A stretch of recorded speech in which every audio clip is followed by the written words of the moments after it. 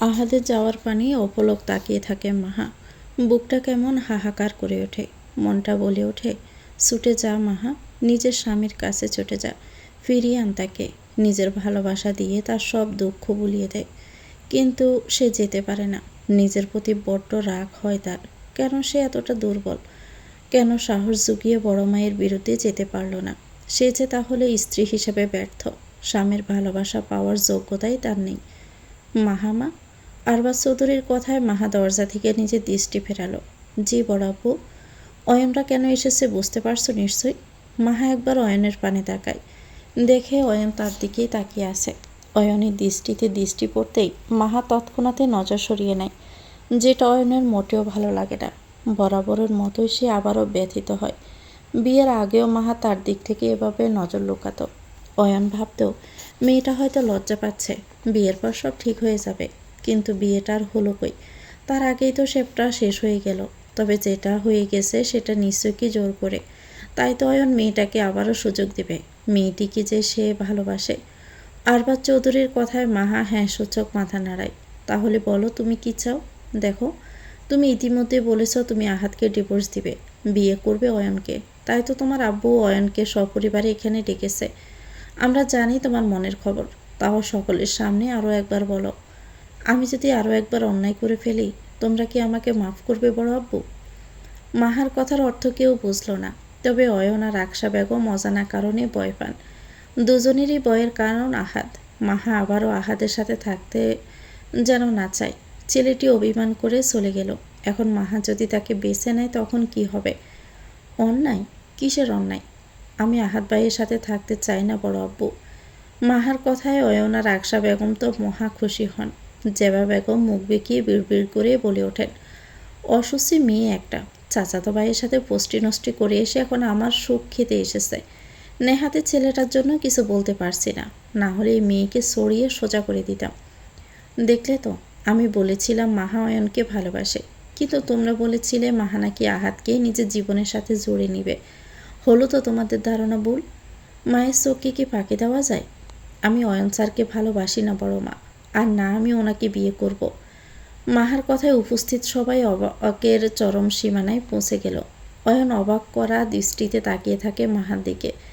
মাহাকে যে কিছু কথা বলবে সেই বাকস্বাধীনতা হারায় সে। বিয়ে করবে কি করে? চাচাতো ভাইয়ের সাথে রাত কাটিয়ে আসলে কি আর অন্য কাউকে বিয়ে করতে ইচ্ছা হয়? মজা তো লুটেই নিয়েছ। আমার ছেলেকে কি আর ভালো লাগবে? আপা, মুখ সামলে কথা বলুন। আপনি ভুলে যাচ্ছেন আপনি আমার বাড়িতে দাঁড়িয়ে আমার বাড়ির মেয়েকে অপমান করছেন। ভুল কি বলেছি ভাইজান? আপনার বাড়ির মেয়েকে ধোয়া তুলসী পাতা? সে বুকে হাত দিয়ে কথাটা বলুক, প্রমাণ দিক সে কিছুই করেনি। আমার সন্দেহ ভুল, বলুক সেটা। অপমানে মাহার বুকটা ভারী হয়ে আসে। সে নাকি পোস্টি নষ্টি করেছে। স্বামীর সাথে বুঝি কেউ পোস্টি নষ্টি করে? তাহলে তো এই মহিলাও পোস্টি নষ্টি করেছে। মাহা জোর গলায় কথাটা বলতে চায়, কিন্তু এই মহিলার মতন সে তো আর নির্লজ্জ নয়। তাই বড়দের সামনে কথাটা উচ্চারণও করতে তার বিচ্ছে। এই মাহা ওনাদের বাড়িতে দেখে অপমান করছিস তুই? আমি ওনাদের বাড়িতে ডাকিনি বড় মা। তাহলে বিয়ে কেন করবি বলেছিলিস? আমাদের অপমান করতে? একবার অপমান করে কি তোর শান্তি হয়নি? আবারও করতে চাস?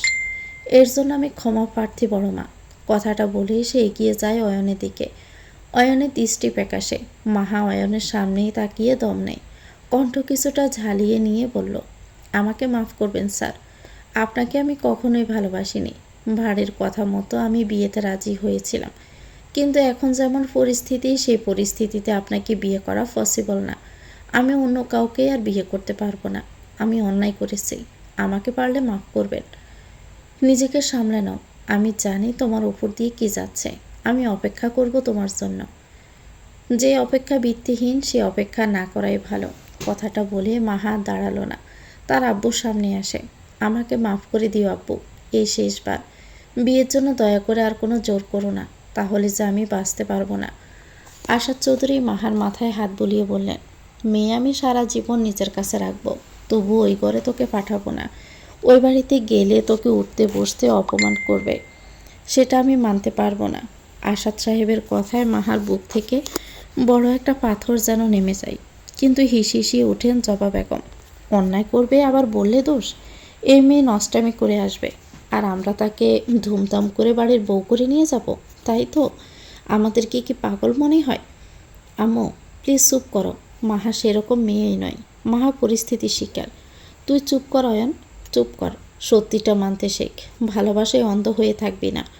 মাহা তুই কিন্তু বাড়াবাড়ি করছিস এবার। কথাটা বলেই আকশা বেগম গরম চোখে তাকান মাহার দিকে। মাহা সেদিকে তাকায়, কিছুটা ভয় পেলেও এই দৃষ্টিতে আপাতত আমলে নেয় না। সে আহাতকে কাছে টানবে না, কিন্তু নিজের জীবনকে নষ্ট করে অন্য কাউকে বিয়ে করবে না। তাতে যদি তার বড় মা তার আব্বু মায়ের সম্পর্ক নষ্ট করতে চায়, থাকলে সে মরবে, মরেই সবাইকে শান্তি দিবে। তবু আহাদের জায়গায় অন্য কাউকে আর বসাতে পারবে না। থাকো আকশা। কেন থামবো বলতে পারো? এ মেয়ে কি পেয়েছে আমাদের? যখন যা ইচ্ছে হবে তাই করবে, এটা কি কোনো ছেলে খেলা? ছোট মানুষ ভুল করেছে, তাছাড়া ও যখন বিয়ে করতে চাইছে না বাদ দাও। ভবিষ্যতে যদি সে আহাদের সাথে থাকতে চায় তখন আমরা ভেবে দেখব। না। আকশা বেগম এবার চেঁচিয়ে ওঠেন, বিরক্ত হন আরবাজ চৌধুরী। মিশা। জি আব্বু। মাহাকে নিয়ে রুমে চলে যাও। আচ্ছা আব্বু। কথাটা বলে মিশা মাহাকে নিয়ে উপরে উঠতে চায়, কিন্তু বাদশা দেন আকশা বেগম। বিয়ে ঠিক না হওয়া পর্যন্ত তুই যাবি না মাহা। আকশা বেগমের রক্তিম বর্ণ চোখ দিয়ে যেন আগুন জ্বলছে। মাহা সেটাকে অগ্রাহ্য করে উপরে উঠে যায়। মিশাও তার পিছু পিছু ছোটে। তাদের যাওয়ার পানে তাকিয়ে রাগে পুষতে থাকেন আকশা বেগম। সব জ্বালিয়ে দেব মাহা, এই সংসারকে ছিন্ন ভিন্ন করব। তোর বাপ মাকে আলাদা করে তবেই আমি ক্ষান্ত হব, না হলে আমার নামও আকশা চৌধুরী নয়। মিশা মাহাকে নিয়ে তার রুমে যায়। মাহার মনটা খারাপ থাকলেও কোথাও যেন বুকের মাঝে দগ্ধ হওয়া আগুন কিছুটা হলেও তার বিস্তার কমায়। মিশা মাহাকে খাটে বসায়, নিজে দাঁড়ায় তার সামনাসামনি। মাহার দেহ এই রুমে থাকলেও মনটা পড়ে আছে সুদূর আহাদের কাছে। ছেলেটা এভাবে রাগ করে চলে গেছে। মাহা জানে আহাদ তার ব্যবহারে খুবই কষ্ট পেয়েছে, কিন্তু সেও বা কী করত? সে যে নিরুপায় ছিল। কিন্তু এত কষ্ট যন্ত্রণার মাঝেও সে অয়নকে বিয়ে করার মতো সাহস জোগাতে পারেনি, মনটা সায় দেয়নি। মনটা যে বরাবরের মতোই আহাদের বড্ড বাধ্য। বাহিরে যতই সে নিজেকে শক্ত রাখুক না কেন, মন যে বেহায়া, হৃদয় যে কারো বারণ শুনে না। সে যে সারাদিন আহাদের নামই জপে যায়। আর এখন তো তার আকাশ ছুঁয়েছে মাত্রা। যবে থেকে আহাদ তাকে সম্পূর্ণ নিজের অস্তিত্বে মিশিয়ে নিয়েছে, তবে থেকে মাহার হাল বেহাল। সে মন আর অন্য কারো কাছে সপতে নারাজ। সে মরে যাবে, কিন্তু নিজের অস্তিত্বে আহাদের যে ভালোবাসার ছোঁয়ায় সে সিক্ত হয়েছে, সেখানে অন্য কারো রাজত্ব চলতে সে দেবে না, কিছুতেই না। ভাইয়াকে তুই ভালোবাসিস? মিশার কথায় চমকে ওঠে মাহা। থমথমে নজরে মিশার পানে চায়। আমার মতো মেয়ে কি কাউকে ভালোবাসতে পারে? নাকি সে কারো ভালোবাসা পাওয়ার যোগ্য? আমাকে ভালোবাসলেই যে অপাত্রে দান করা হবে। নিজের ভাইয়াকেই দেখ, সে তো অপাত্রে নিজের ভালোবাসা দান করে বসে আছে। বিজ্ঞদের মতো কথা বলবি না মাহা, সোজা কথা সোজাভাবে উত্তর দে। ভালোবাসিস ভাইয়াকে? সবাইকে সবার ভালোবাসতে নেই। কথাটা বলেই বিছানায় গা এলিয়ে দেয় মাহা। শরীরটা বড্ড ক্লান্ত। ভালোবাসায় সিক্ত অনুভূতির রেশ দেহ জুড়ে এখনও বিদ্যমান, কিন্তু মনের যন্ত্রণার কাছে সে অনুভূতি ক্রমশই যেন ফিকে হয়ে পড়েছে। ওইদিকে মাহাকে ক্লান্ত দেখে মিশা আর প্রশ্ন করল না। মেয়েটাকে কেমন কেমন যেন লাগছে তার কাছে। মনটা যে বড্ড খারাপ সেটাও বুঝতে পারছে। সে নিজের রুমে চলে যায়। মিশা যেতে মাহা রুমের দরজা লক করে শুয়ে পড়ে বিছানায়। আপনার জায়গা অন্য কাউকে দিতে যাচ্ছিলাম, তার জন্য আমি অনেক অনেক সরি আহাদ ভাই, তবে এবার আর সম্ভব না। আপনি আমাকে ভালোবাসেন, এটা জানার পর কি করে অন্য কারো হয়ে যায় বলুন তো? আপনি এভাবেই আমার হয়ে থেকে যাবেন, আমি সবটা ঠিক করে দিব দেখবেন। বড় মা ঠিকই আমাকে মেনে নেবে, এটা আমার বিশ্বাস।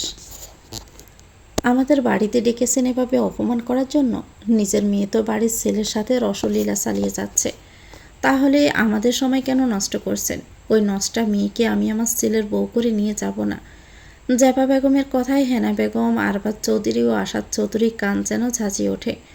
আকশা বেগম তখনও রাগে পুষে যাচ্ছেন, বারে বারে তাকাচ্ছেন উপরতলায়। আম্মু, এনাফ ইজ এনাফ, তুমি মাহার সম্পর্কে এভাবে কথা বলতে পারো না। শুনেছিলাম আপন মানুষই নাকি আপন মানুষের শত্রু হয়, আজ তোকে দেখেই সেটা শিখলাম অয়ন। ওই নষ্টা মেয়েটার জন্য তুই আমার উপর চিৎকার করছিস? এত উন্নতি হয়ে গেছে তোর? বাহ বাহ অয়ন, তুমি আমাকে চিৎকার করতে বাধ্য করেছ আম্মু। সত্যি কথা বললেই তো দোষ, কই, ওই মেয়েটাকে যখন পছন্দ করলি একবারও তো বারণ করলাম না, বরং নিচে দাঁড়িয়ে থেকে তোদের বিয়ে দিতে চেয়েছিলাম। কিন্তু হলোটা কি? চরিত্রহীন বার হলো ওই মেয়ে। এখন আমি বললেও দোষ? আমাদের মাথা কাটা যায়নি? সকলের সামনে অপমানিত হতে হয়নি? আমি তো ভেবে পাচ্ছি না এবারের মানুষগুলো এখনও কেন ওই মেয়েকে মাথায় তুলছে। আমি হলে বিষ খাইয়েই তো মেরে ফেলতাম। আপদ মরতো, আমার হাড় জোড়াতো। আম্মু, আপা, অনেকক্ষণ ধরে আপনার এই খারাপ খারাপ কথাগুলো শুনে যাচ্ছি। এবার থামুন প্লিজ। এই বিয়ে হবে না, আপনারা আসতে পারেন। হ্যাঁ, এখন তো আসবই। বাড়িতে ডেকে নিয়ে অপমান করা যে হয়ে গেছে, এখন তো আসতেই বলবেন। কথা শুনিয়েছিলাম কি না, সে প্রতিশোধ নিতেই তো ডেকেছিলেন। আঙ্কেল, প্লিজ আপনি ভেবে ডিসিশন নেবেন। মাহা বাচ্চা মানুষ, ও কি অত কিছু বোঝে? আমার মনে হয় আহাদ ওকে কিছু বুঝিয়েছে, মেয়েটার ব্রেন ওয়াশ করেছে। আপনারা প্লিজ ওকে বোঝান। আই লাভ হার আঙ্কেল, ওকে বিয়ে করতে চাই আমি। আপনারা একটু কোঅপারেট করুন। আপনারা বললেই সে বুঝবে। দেখো অয়ন, আমার মেয়েটা, অয়ন তো ঠিকই বলেছে আসাদ, মেয়েটার জীবন এভাবে নষ্ট করো না। ছেলেটা যেছে তোমার মেয়েকে নিতে চাইছে, এত বাচ্চামো কেন করছো? মেয়ের বাবা হিসেবে এমনটা তোমাকে মানায় না। আশাদ চৌধুরীকে পুরোটা বলতে না দিয়ে আকশা বেগম নিজেই একদমে কথাগুলো বলেন। আহ আকশা, তুমি চুপ করবে? আরবাজ চৌধুরী একরকম ধমক দেন। কেন চুপ করব? মাহা তো আমারও মেয়ের মতো, সে অয়নকে ভালোবাসে বলেই তো বিয়ে করেছিল। হঠাৎ করে তোমার ছেলে এসে বললেই তো আর সব ঠিক হয়ে যাবে না, তাই না? আরবাজ চৌধুরী দীর্ঘশ্বাস ফেলেন। তবে মাহা যে বিয়ে করতে চাইছে না সেটাও তিনি বুঝতে পারছেন, শুধু কারণটাই জানতে পারছে না। এসবের মাঝে হেনা বেগম নির্লিপ্ত। ওনার কানে এখনও জেবা বেগমের কথাগুলো বাড়ি খাচ্ছে। মনে মনে ভাবছেন, ওই বাড়িতে গেলে মেয়েটিকে না কথায় কথায় শুনতে হবে। তার থেকে ওনার মেয়ে এই বাড়িতেই থাক, ভালো থাক। আমি আমার ছেলের এ বাড়িতে বিয়ে দেব না। ইব্রাহিম সাহেব এতক্ষণে মুখ খুললেন। আর এটাই আমার শেষ কথা। আব্বু, তুমি যদি আমার কথা না শোনো তবে তুমি তোমার রাস্তা দেখে নাও অয়ন। ভাববো আমি বাবা হিসাবে ব্যর্থ, নিজের সঠিক শিক্ষা দিয়ে ধরে রাখতে পারিনি। কথাটা বলেই ইব্রাহিম সাহেব আর দাঁড়ান না। এসব নাটক তার মোটেও ভালো লাগছে না। তিনি আর ওনার স্ত্রী তো এ বাড়িতে আসতেই চাননি, শুধুমাত্র ছেলের জন্য বাধ্য হয়েই এসেছেন। তবে সুযোগ পেয়েছেন এখানকার পথ কাটানোর, আর তিনি এই সুযোগ কখনোই হাতছাড়া করবেন না। স্বামীর পিছন পিছনেই ছুটলেন জেবা বেগম। অয়ন রইল ঠায় দাঁড়িয়ে। মনটা কেমন ছটপটিয়ে উঠছে তার। মন চাইছে সব কিছুকে পরোয়া করে এক্ষুনি মাহাকে বিয়ে করে নিতে, কিন্তু পরিস্থিতি এমনভাবে কেটে গেছে যে সে চেয়েও কিছু করতে পারছে না। তার উপর মাহা এখন আহাদের বউ, সেক্ষেত্রে বাধা অনেক। অয়ন বঙ্গু দৃষ্টিতে একবার সবার দিকে তাকিয়ে সেখান থেকে বেরিয়ে আসে। আমার ছেলেটাকে কল করো, না জানি ছেলেটা আমার কোথায় গেল। যদি কোনো বিপদ হয়, শুনছ? ও আহাদ রাব্বু, কল করো না একবার। আকশা বেগমের কথায় উপস্থিত সবার যেন ধ্যান ফিরে। তারা সবাই মাহার ব্যাপারটা ছেড়ে এখন আহাদের দিকে পড়ল। আরবাজ চৌধুরী আহাদকে কল করেন। কল বেজে বেজে কেটে যায়, কিন্তু আহাদ কল রিসিভ করে না। আকশা বেগম অজানা ভয় পান। ছেলেটি যে রাগে ক্ষিপ্ত হয়ে বাড়ি ছেড়েছেন সেটা তিনি জানেন। এখন যদি কোনো বিপদ হয়। আকশা বেগমের মনটা বড়ই কুগাইছে। ভাইজান, আমার মনে হয় আমাদের একবার খোঁজা উচিত। আহাদ রাগ করে বাড়ি থেকে বেরিয়ে গেছে, এটা ঠিক ভালো নয়। ভালো নয় এটা তোমার এখন মনে পড়ছে? যাও, তাড়াতাড়ি যাও, আমার ছেলেটাকে খুঁজে নিয়ে আসো। আরবাজ চৌধুরী আর আসাদ চৌধুরী বেরিয়ে পড়েন। হেনা বেগম তখনও দাঁড়িয়ে, ওনার মুখভঙ্গি নির্লিপ্ত। আকশা বেগম জায়ের এমন রূপ দেখে আরও তেতে ওঠেন। আমার ছেলের যদি কিছু হয় তাহলে এই বাড়িতে আগুন জ্বালিয়ে দিব, এই বলে রাখলাম। হেনা বেগম থমথমে দৃষ্টিতে তাকালেন। আহাদের জন্য বড়ই ভয় পাচ্ছেন তিনি। ছেলেটি ওনার মেয়েকে খুব ভালোবাসেন, এটা তিনি বুঝছেন। তাছাড়াও আহাদ নিজেও একটা রত্ন, তার উপর নিজেদের বাড়িরই ছেলে। তিনি এই সম্পর্ক কিছুতেই ভাঙতে দিবেন না। আহাদের কিছুই হবে না আপা, আল্লাহর কাছে দোয়া করো ঘরের ছেলে সুস্থভাবে ঘরে ফিরে আসুক। হেনা বেগমের কথায় আকশা বেগমের মন তো গড়ল না, উপরন্ত আরও যেন তেতে উঠল। তবে তিনি কিছু না বলে উপরে চলে গেলেন। মাহা শুয়ে শুয়ে অশ্রু বিসর্জন দিচ্ছে, হাতে থাকা ফোনটা নিয়ে বারবার নাড়াচাড়া করছে। মন চাইছে আহাদকে একটা কল করতে, কিন্তু মনের মাঝে দ্বিধার ভয় সেটা হতে দিচ্ছে না। মাহা, দরজা খোল। আকশা বেগমের কণ্ঠে মাহা হুড়মুড়িয়ে উঠে বসে। দ্রুত গতিতে পা চালিয়ে দরজা খুলে দেয়। দরজা খুলে দিতেই সপাটে একটা সর এসে পড়ে মাহার গালে। মাহা তাল সামলাতে না পেরে ফ্লোরে পড়ে যায়। আকশা বেগম যেন হিংস্র বনেছেন। তিনি মাহাকে ফ্লোর থেকে তুলে তার গাল টিপে ধরেন। ব্যথায় কোকিয়ে ওঠে মাহা। তোকে তো বলেছিলাম অয়নকে বিয়ে করে নিতে, বল বলিনি? লাগছে বড় মা, ছাড়ো। আমারও লাগছে, আমার আত্মায় লাগছে। আমি তো তোমার ছেলেকে কাছে টানিনি, তাহলে তোমার কেনই আত্মায় লাগবে? বিয়ে দাও নিজের ছেলেকে। আকশা বেগম আরও একটু জোরে মাহার গাল চেপে ধরেন। নিজে বিয়ে না করলে আমার ছেলে করবে ভেবেছিস? সুযোগ নিচ্ছিস? সুযোগ নিচ্ছি না, কিন্তু আমি অয়ন স্যারকে বিয়ে করব না। আমি সব জ্বালিয়ে দেব মাহা, সব জ্বালিয়ে দিব। আকশা বেগমের ক্ষিপ্ত কণ্ঠ। রাগে ওনার দুচোখ রক্তিম বর্ণ ধারণ করেছে। দাও জ্বালিয়ে, সঙ্গে আমাকেও জ্বালিয়ে দাও। মরে যাব, তারপরও শান্তি করে সবটা করতে পারবে। মেরে ফেলো। আমার ভাইয়ের মেয়ে যদি এই বাড়িতে বউ হয়ে না আসে, তাহলে তোকে মেরেই ফেলবো। আরও কিছু কথা বলতে গিয়েছিলেন আকশা বেগম, কিন্তু তার আগেই শোনা যায় মিশার কণ্ঠস্বর। সে আহাজারি করে আকশা বেগমকে ডাকছেন। আকশা বেগম মাহাকে ছেড়ে বাহিরে বের হন। মাও বের হয়। মা, মা, কি হয়েছে? এমন করছিস কেন তুই? মা, ভাইয়া অ্যাক্সিডেন্ট করেছে মা, অবস্থা ভালো না। আব্বু এখনই কল করেছিল। কথাটা শোনার পর আকশা বেগমের পায়ের নিচ থেকে মাটি সরে যায়। তিনি হতবম্বর ন্যায় তাকিয়ে থাকেন মেয়ের মুখের দিকে। মাহা তো পাথর বনে যায়, বুকের মাঝে জ্বর মাত্রা ছাড়ায়। সে কিছু বলার ভাষা হারিয়ে ফেলে। পুরো দুনিয়া যেন হারাতে বসেছে। দম নিতেও বড় কষ্ট হচ্ছে। মনে হয় এই বুঝি জানটা বেরিয়েই গেল। হসপিটালের করিডোর দিয়ে দৌড়ে চলেছে মাহা। দিক বেদিক শূন্য হয়ে ছুটে চলেছে সে। পথের মধ্যে কয়েকজনকে সাথে ধাক্কাও খেয়েছে, কিন্তু তাতে তার হুঁশ নেই, আর না আছে ভুল স্বীকার করার সময়। সে একেবারে গিয়ে থামে আইসিইউর সামনে। সেখানে উপস্থিত চৌধুরী বাড়ির প্রতিটি সদস্য, এমনকি আহাদের মামার বাড়ির সবাইও এসেছে। সঙ্গে এসেছে পৃথা। তবে মাহা কাউকেই গুরুত্ব দিল না। আইসিইউর কাজ বেয়ে নজর দিল ভিতরে। আহাদের নির্জীব শরীরটা পড়ে আছে বেডের উপরে, হাতে ক্যানোলা লাগানো, মুখে অক্সিজেন মাস্ক। আহাদের এই অবস্থা দেখে তার বুকটা ধুমড়ে মুচড়ে ওঠে। সে মুখে হাত দিয়ে কান্না আটকানোর চেষ্টায় লিপ্ত হয়। তবে তার হাত ধরে টেনে নিয়ে আসেন আকশা বেগম। কেন এসেছিস এখানে? আমার ছেলে মরে গেছে কি দেখতে এসেছিস? অপায়া মেয়ে একটা। ছেলেটাকে ভালোবাসার জালে ফাঁসিয়ে এভাবে মৃত্যুর মুখে ঠেলে দিলি? বেরিয়ে যা এখান থেকে, বেরিয়ে যা। আকশা, মাহার সাথে এমন ব্যবহার কেন করছ? শান্ত হও। আরবাজ চৌধুরীর কথাও আকশা বেগমকে গলাতে পারেন না। মাহার উপর প্রচণ্ড রাগ হয়।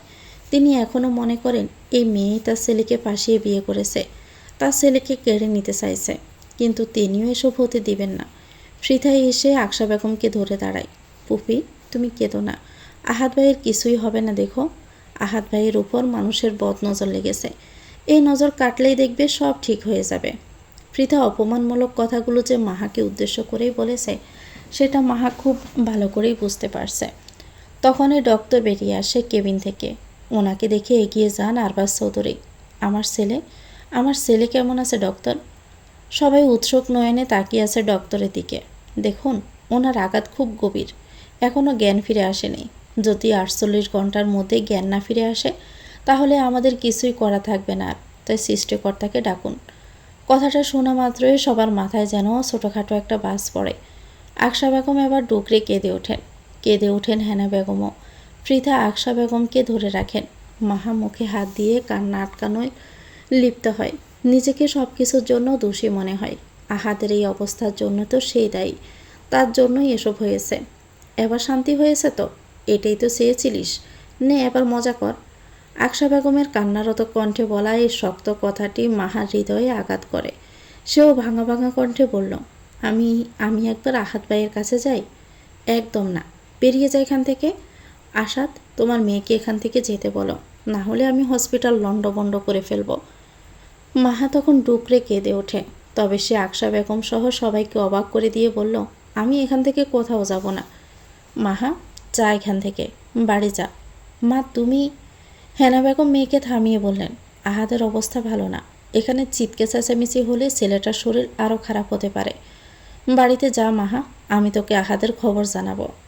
আমি একটু থাকি না মা, কোনো কথা বলবো না, শুধু একটা কোনায় বসে থাকবো। দয়া করে একটু থাকতে দাও আমাকে, একটু বিরক্ত করব না কাউকে। মাহার কথায় হেনা বেগমের বুকটা কেমন হাহাকার করে ওঠে। তখনই ওনার কানে ভেসে আসে কারো রাগী কণ্ঠ, এটা নাট্যশালা নয় যে তুই এখানে দাঁড়িয়ে দাঁড়িয়ে নাটক করবি। আকশা বেগমের কান্নারত তীক্ষ্ণ কণ্ঠ। মাহা দাঁড়ালো না, দৌড়ে চলে যায় সেখান থেকে। বাহিরে গিয়ে অজর জোরে কেঁদে ওঠে। গগন বিদারী সে কান্নার সুর। আশেপাশে সবাই বুঝি থমকে যায়, বুঝে সে হয়তো কোনো প্রাণের মানুষকে হারিয়েছে। একটাবার ফিরে আসুন, আরেকটা বার আমাকে কাছে টেনে নিন। আমি আর কখনোই আপনার থেকে দূরে যাব না। একটাবার সুযোগ দিন আমাকে। এভাবে ছেড়ে যাবেন না আহাদ ভাই, আমি তাহলে মরে যাব। এত বড় শাস্তিটা আমাকে দেবেন না। ফিরে আসুন না আমার কাছে। মাহা কাঁদতে কাঁদতে কথাগুলো বলল। অশ্রুজল আজ আর বাদ মানে না। বড় মায়ের কথা শুনে যে সে কত বড় ভুল করেছে সেটা আজ সে হাড়ে হাড়ে টের পাচ্ছে। সময় পেরিয়ে যায় অনেকটা। এখন রাত 2টো। পৃথাসহ তার বাড়ির লোক চলে গেছে নিজেদের বাড়িতে। চৌধুরী বাড়ির সদস্যরা একটা কেবিন নিয়ে সেখানেই রয়েছে। সেই সুযোগে মাহা আহাদের কেবিনে প্রবেশ করে। হসপিটালের শুভ্র পোশাকে আহাদকে দেখে তার বুকটা কেমন যেন মোচড় দিয়ে ওঠে। মনে হয় সেখানে কেউ হাজারো ছুরির আঘাত হেনেছে। মাহার পা সেখানেই থমকে যায়। সামনে এগোনোর সাহস আর হয়ে ওঠে না। সে সেখানে দাঁড়িয়ে অপলক চেয়ে থাকে আহাদের মুখের দিকে। তারপর ধীরে ধীরে এগিয়ে যায়। আহাদের দিকে একটু ঝুঁকে আলতো হাতে তার গালে হাত রাখে। মুখে অজস্র চুমু এঁকে দিতে থাকে। বাদ দেয় না কিঞ্চিত পরিমাণ জায়গাও। আমি ভুল করেছি আহাদ ভাই, অনেক বড় অন্যায় করে ফেলেছি। আমাকে মারুন কাটুন, তাও একটাবার চোখ খুলুন। আপনার কিছু হলে আমি মরে যাব। এভাবে আমার ভুলের সাজা দেবেন না। আমি বাঁচতে পারবো না তাহলে। একটা বার ফিরে আসুন না, আমি আর কখনোই আপনার থেকে দূরে যাব না। প্রয়োজন পড়লে সবার সাথে লড়ে যাব, তবুও আপনাকে আমি ছাড়ব না। একটা বার সুযোগ দিন, একটা বার, শুধু একটা বার চোখ খুলুন, কথা বলুন। বলুন না আহাদ ভাই, আপনি কি শুনতে পাচ্ছেন না আমার কথা? আহাদ ভাই। মাহা এবার কেঁদে দেয়, কিন্তু আহাদের জ্ঞান ফিরে না। সে একরকম মরার মতোই শুয়ে আছে। শাস্তি দিচ্ছেন? দিন, সব শাস্তি আমি সয়ে নিব, শুধু শাস্তিটা সজ্ঞানে দিন। আহাদ তাও চোখ খুলে না। আমি কাঁদছি, তাও আপনি এমনটা করছেন? আমাকে কাঁদাতে বুঝি ভালো লাগছে? এতটা নির্দয় কবে থেকে হলেন আহাদ ভাই? একটু সাড়া দিন না। আমি মাহা আর বাকি কথা বলতে পারে না। তার আগেই কেউ একজন তাকে টেনে নিয়ে সর বসিয়ে দেয় গালে। সরের আঘাতে মাহার গালটা ব্যথায় টনটন করে ওঠে। সে গালে হাত দিয়ে সামনে থাকা ব্যক্তিটির পানে চায়। আকশা বেগমের রক্তবর্ণ চোখ। তবে মাহা এবার আর ভয় পায় না। নিজেকে সংযত করে দাঁড়িয়ে থাকে। আহাদের কেবিনে কেন এসেছিস? তোকে বলেছি না এখানে না আসতে? কে আসতে বলেছে তোকে? আকশা বেগম ঝাঁঝালো কণ্ঠে কথাগুলো বলে ওঠেন। নিজের স্বামীর কাছে আসার জন্য কারো অনুমতির প্রয়োজন নেই আমার। আমার মন আমাকে অনুমতি দিয়েছে, তাই এসেছে। আকশা বেগম আবার হিসিসি ওঠেন। তুই বলেই তিনি মাহার চুলের মুঠি ধরতে যায়, কিন্তু ওনাকে থামিয়ে দেয় মাহা। আকশা বেগমের হাত ধরে ফেলে। এই ভুলটা আর করতে যেও না বড় মা। আমি মেয়েটা কঠোর হলে তুমি সহ্য করতে পারবে না। আমার ছেলের থেকে দূরে থাক। তুমি আগে ওনার সুস্থতা কামনা করো। কেমন মা তুমি? ছেলের এই অবস্থায়ও আমার সাথে ঝগড়া করে যাচ্ছ? একটু তো লজ্জা করো। লোকে জানলে তোমাকে নির্লজ্জ বলবে যে। মাহা। আকশা বেগম এবার চেঁচিয়ে ওঠেন। আস্তে মিসেস চৌধুরী, এটা আপনার চৌধুরী বাড়ির ড্রয়িং রুম নয় যে আপনি চিৎকার করবেন। বড্ড বেশি কথা বলছিস মাহা। তুমি বাধ্য করেছ। যে মায়ের সন্তান মৃত্যুর সাথে পাঞ্জা লড়ে, তার এমন ব্যবহার মানায় না। আমার মনে হয় তোমার নিজেকে সংযত রাখা উচিত। আমার সাথে পায়ে পা লাগিয়ে ঝগড়া না করে তোমার স্থান হওয়া উচিত জায়নামাজে। কিন্তু নিজেকে দেখো তুমি, নিজের ছেলের সুস্থতার চিন্তা আছে তোমার? তুই আমার মাতৃত্বে প্রশ্ন তুলছিস? প্রশ্ন তুলছি না, শুধু চোখে আঙ্গুল দিয়ে তোমার অবস্থান দেখিয়ে দিলাম। কথাটা বলে মাহা সেখানে দাঁড়ালো না। আজকের এই কথাগুলো সে কীভাবে বলেছে সে নিজেও জানে না। তবে আহাদের এই অবস্থার ভিতরের ভয়গুলো কেমন করে দাফন করে দিয়েছে তাকে। মাঝে পেরিয়েছে 1 সপ্তাহ। সেদিন রাতে আহাদের জ্ঞান ফিরে এসেছিল। জ্ঞান ফিরে সবাইকে দেখলেও মাহাকে সে দেখেনি। সে ভেবেছে মাহা হয়তো সত্যি তাকে আর দেখতে চায় না, তার কাছে থাকতে চায় না, তাই তো এত দূরত্ব। আহাদ ব্যথিত হয়। মনের মধ্যে ব্যথারা তীব্রভাবে আন্দোলন চালায়। তবুও ভেবেছে মেয়েটা হয়তো আসবে, হয়তো তাকে বলবে, আমি কখনো আর আপনাকে ছেড়ে যাব না আহাদ ভাই, আর কখনো না। কিন্তু না, সে বলেনি। বলা তো দূর, সে একটা বার আহাদের কাছে আসেনি পর্যন্ত। আহাদ আজ ফিরে এসেছে। শরীরের ব্যথা কমলেও মনের ব্যথাই কয়েকদিনে চক্রবৃদ্ধি হারে বেড়ে গেছে। প্রেয়সীকে একটাবার দেখার জন্য চোখ দুটো তৃষ্ণার্ত হয়ে আছে, কিন্তু যার জন্য এত অপেক্ষা তার কোনো হুঁশ নেই। আহাদ নিজেও কাউকে জিজ্ঞেস করেনি মাহার কথা। সে আসলে দেখতে চেয়েছে মেয়েটা আসলে কতদিন লুকিয়ে থাকতে পারে। রাত বেড়ে যায়। সকালে যে যার রুমে গভীর ঘুমে আচ্ছন্ন। আহাদ বাড়ি ফেরায় তার মামা বাড়ির সকলেই এসেছে, সঙ্গে এসেছে পৃথা। কিন্তু আহাদ অল্প কিছু খেয়ে সন্ধ্যায় নিজের রুমে গিয়ে দরজা বন্ধ করেছে। বলেছে তাকে কেউ যেন ডিস্টার্ব না করে, সে রেস্ট নেবে। তাই কেউ আর সাহস করেনি তাকে ডাকার। এ কদিন হসপিটালে থাকা অবস্থায় আহাদকে রোজ ঘুমের ওষুধ দেওয়া হতো, তাও আহাদের রাতে ঘুম হতো না। কি করে হবে? তার কাছে যে তার প্রেয়সী ছিল না, যাকে বুকে জড়িয়ে শান্তির একটা ঘুম দিত। সে মানুষটাই যে বড্ড পর করে দিয়েছে, এতটা পর করে দিয়েছে যে একটা বার আহাদের খোঁজ নেয়নি, জিজ্ঞেস করেনি সে কেমন আছে। আহাদ তাচ্ছিল্যের হাসি হাসে, বেলকুনিতে দাঁড়িয়ে দৃষ্টি তাক করে দূর আকাশে।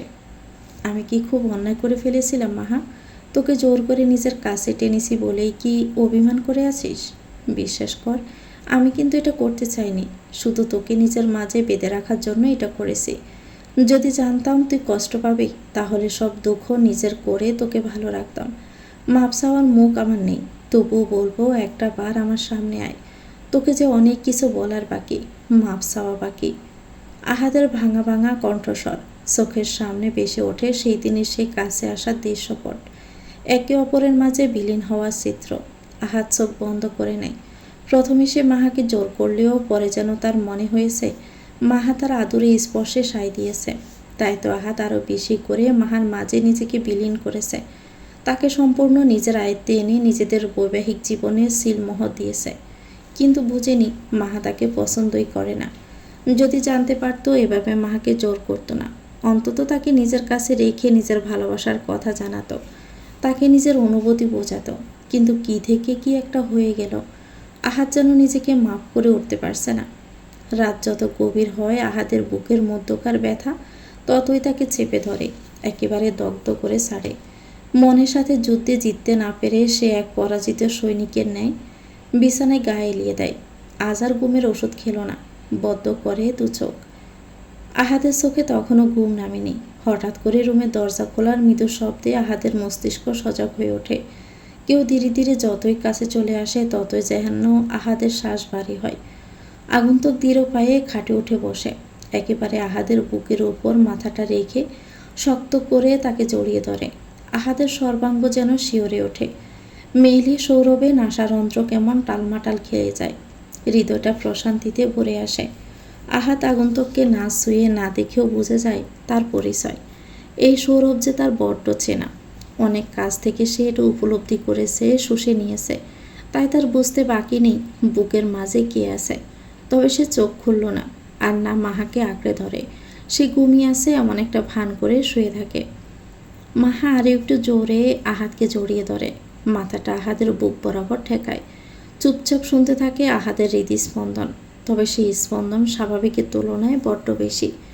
মাহা ভাবে, তাহলে কি আহাদ জেগে আছে, নাকি অসুস্থ শরীর বলেই এমন অবস্থা।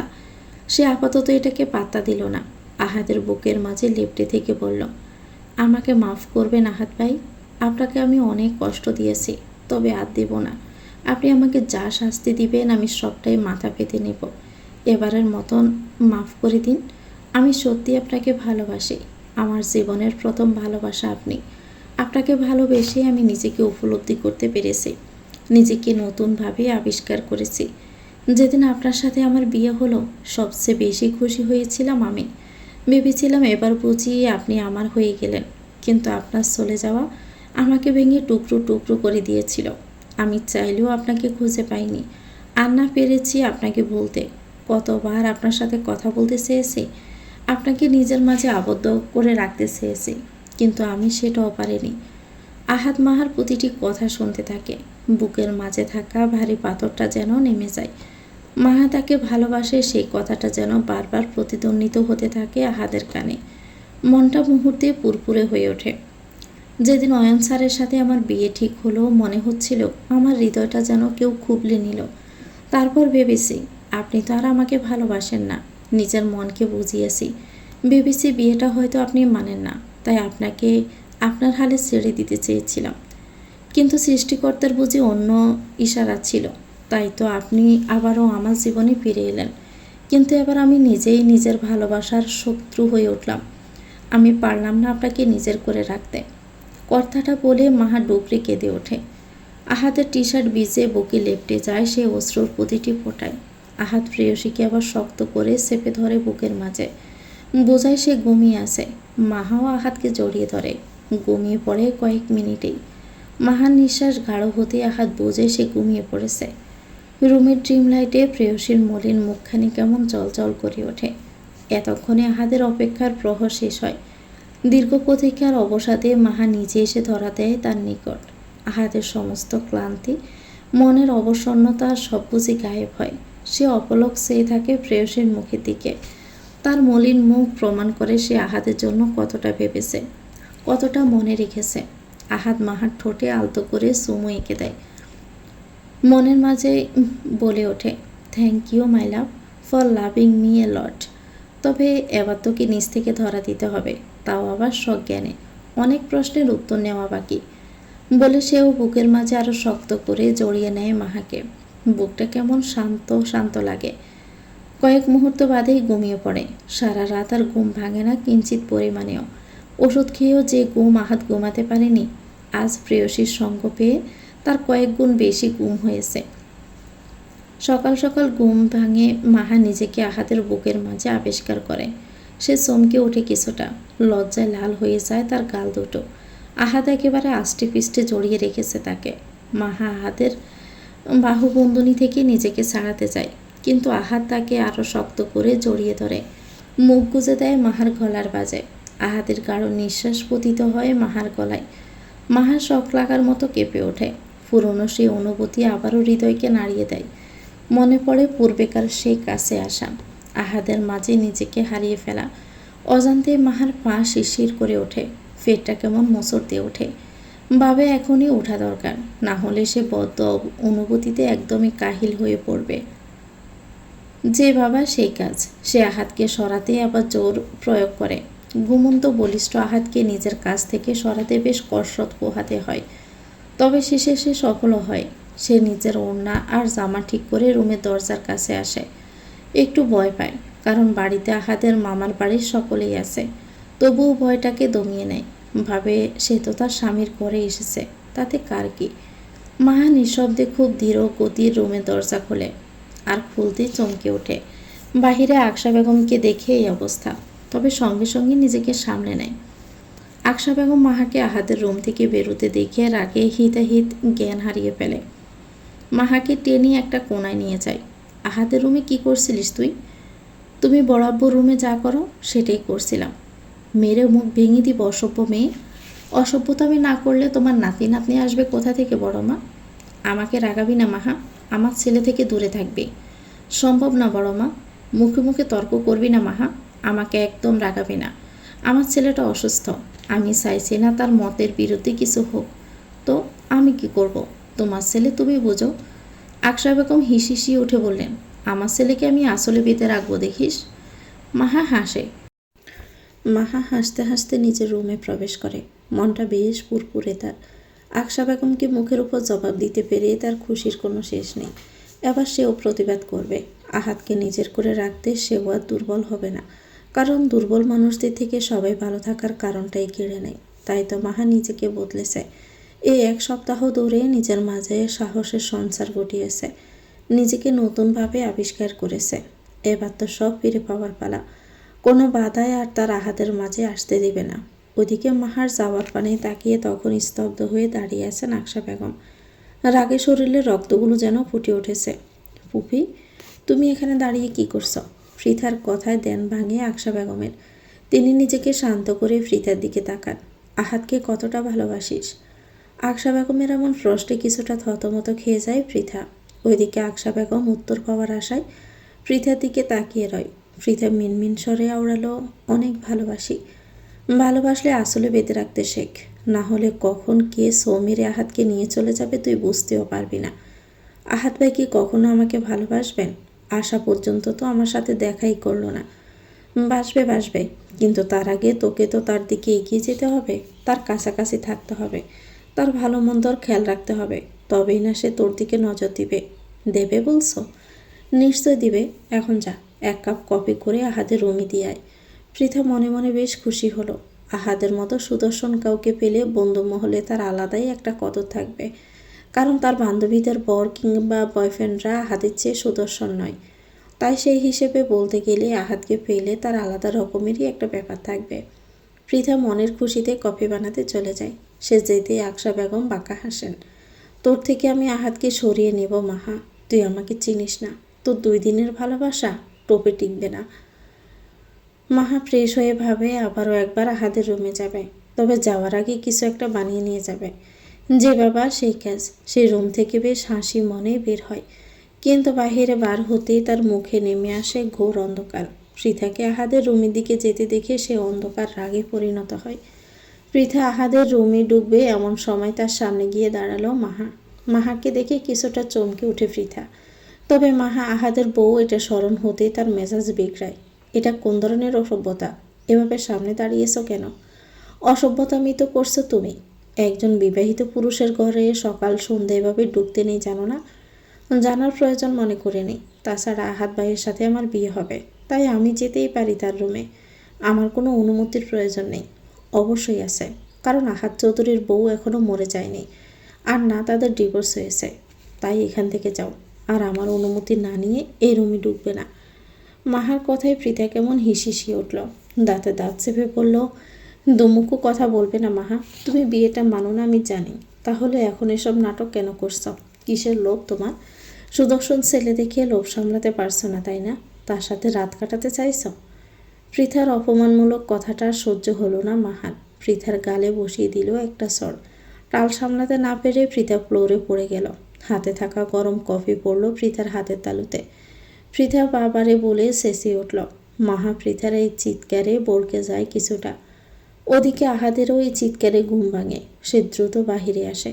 মাহাকে দাঁড়িয়ে থাকতে দেখে ও পৃথাকে ফ্লোরে পড়ে এমন চিৎকার করতে দেখে সেও কিছু বুঝে উঠতে পারে না। নিচ থেকে বাড়ির সবাই ছুটে আসে। পৃথার মা এসে তাকে তুলে ধরে। মেয়েকে নিয়ে চলে যান হাতে পানি দিতে। আহাদ তখনও নির্সব।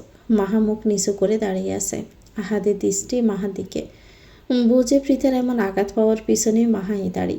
কিন্তু মাহা তো ইচ্ছে করে কাউকে আঘাত করবে না। নিশ্চয়ই ওই মেয়ে কিছু একটা করেছে, কিন্তু আহাদ সেই কারণটা বোঝে না। আকশা বেগম আবার বেজায় ছুটলেন। এত রাগ তোর, এত জেদ, মেয়েটাকে এভাবে ব্যথা দিলি? মাহা মিনমিনে স্বরে আওড়ালো, আমি এমনটা করতে চাইনি বড় মা, আসলে ভুল করে। চুপ কর। হ্যাঁ না, তোর মেয়েকে সামলা। এ তো দিন দুপুরে মানুষ খুন করার প্ল্যান করেছে। হেনা বেগম মেয়ের কাজে নিজে স্তব্ধ। তিনি গিয়ে একটা চড় বসালেন মাহার গালে। আহাত কেঁপে উঠল সেই শব্দে। চড়ের শব্দটা এতটাই ছিল যে মাহার গালটা ব্যথায় টনটন করে উঠল। মেরেছিস কেন বল? কেন মেরেছিস? তুই কি পেয়েছিস? হেনা বেগম আরও কিছু বলতে চান, কিন্তু তার আগে আহাদের চিৎকার ভেসে আসে। থামবে তোমরা? সকাল সকাল কী শুরু করেছো? তোমাদের জন্য কি শান্তিতে একটু ঘুমাতেও পারবো না নাকি? যদি নাই পারি তো বলে দাও, বাড়ি থেকে চলে যাব। আহাদের এই তীক্ষ্ণ কণ্ঠে সবাই শান্ত হয়ে যায়। হেনা বেগম আর কথা বাড়ালেন না। আকশা বেগমও তাই। দুজনেই নিচে চলে আসলেন। আরবাজ চৌধুরী আর আসাদ চৌধুরী তখন বাড়িতে নেই। ওনারা একটু বাহিরে বেরিয়েছেন। সবাই চলে যাওয়ার পর সেখানে একা থেকে যায় আহাদ আর মাহা। মাহা তখনও গালে হাত দিয়ে দাঁড়িয়ে আছে। দৃষ্টি তার ফ্লোর পানে আবদ্ধ। সে ভেবেছিল আহাদ হয়তো মায়া দেখাবে, তার ব্যথা পাওয়া গালটা আলতো করে ধরে ভালোবাসায় ভরিয়ে দিবে, কিন্তু তেমন কিছুই হলো না। বরং আহাদ রুমের দরজা বন্ধ করে ভিতরে চলে যায়। মাহা হতভম্বের ন্যায় সেদিকে তাকিয়ে থাকে। এতক্ষণে চোখের কোণে পানি না জমলেও এবার তা অশ্রুকণা রূপে ঝরে পড়ে। সে আর দাঁড়িয়ে না থেকে চলে আসে সেখান থেকে। কাঁদতে কাঁদতে রুমে গিয়ে দরজা লাগায়। ওদিকে আহাদ বেডে গিয়ে শুয়ে পড়ে। আই এম সরি সোনা, তুই আমাকে আড়ালে ভালোবাসলে, আমিও এবার সেটাই করব মাহা। ভালোবাসার কথা তোকে প্রথম স্বীকার করে নিতেই হবে। মাহা ফ্লোরে বসে হাউমাউ করে কেঁদে ওঠে। আপনি আমাকে সত্যিই ভুলে গেছেন। আমার কষ্টে একটুও আপনার কষ্ট হলো না। কেন এমনটা করছেন? আমি তো সরি বলেছি বলে কান্নায় ভেঙে পড়ে মাহা। ভাঙা ভাঙা কণ্ঠে ভালোবাসার হাজারো বুলি আওড়ালো, কিন্তু যার জন্য সে প্রেমময় বাক্য, সে আহাদে তার মুখের উপর দরজা দিয়ে চলে গেছে। একটাবার ফিরে তাকায়নি তার দিকে, একটাবার জিজ্ঞেস করেনি, মাহা তোর কি লেগেছে? জ্বরের আঘাতে মাহাকে যতটা না কষ্ট দিয়েছে, তার থেকেও বেশি কষ্ট দিয়েছে আহাদের এইভাবে চলে যাওয়া। সারাটা দিন মাহা রুম থেকে বের হয়নি। আহাদ রুমের ভিতরেই খাওয়া দাওয়া করেছে। আকশা বেগম নানান কথা তুলবে ভেবেও তুলতে পারেননি। ছেলের এই নির্লিপ্ততা ওনাকে বলার কোনো সুযোগ দেননি। তবে তিনি বলবেন, আহাদ একটু স্বাভাবিক হলে এই সম্পর্ক থেকে বেরিয়ে আসতে বলবেন। তাই তো রেগে বোম হয়ে থাকা ভাই ভাবিকে বাড়ি যেতে দেননি, এ বাড়িতে রেখে দিয়েছেন। আর মাহার করা কাজের সমস্ত রাগ তিনি হেনা বেগমের উপর ঝেড়েছেন। এখন রাত বেশ গভীর। আহাদ দরজা লক না করেই শুয়ে আছে, অপেক্ষা করছে কাঙ্ক্ষিত ব্যক্তির। বেশ অনেকক্ষণ হয়ে গেলেও মাহা আসে না। আহাদ বেশ চিন্তিত হয়, ভাবে সে নিজেই যাবে মেয়েটির রুমে। সে যে উঠে বসতে যাবে তার আগেই দরজায় হালকা শব্দ হয়। আহাদ চোখ বন্ধ করে শুয়ে পড়ে। ঠোঁটের কোণে ফুটে ওঠে হাসি। মাহা টালমাটাল পায়ে ধীরে ধীরে আহাদের নিকট এসে দাঁড়ালো। বেডে উঠে আগেরকার ন্যায় আহাদকে জড়িয়ে ধরে। মাহা জড়িয়ে ধরতে আহাদ কেঁপে ওঠে। মাহা সর্বাঙ্গ জ্বরে পড়ে যাচ্ছে। আহাদ তাড়াতাড়ি করে মাহাকে নিয়ে উঠে বসে। মাহার নিঃশ্বাস গাঢ়। আহাদ বোঝে মাহা জোরের গড়েই রুমে এসেছে। মাহাকে শুইয়ে দিয়ে সে কিচেনে যায়। একটা পাত্রে পানি নিয়ে আসে। মাহার রুম থেকে আনে অন্য একটা ড্রেস।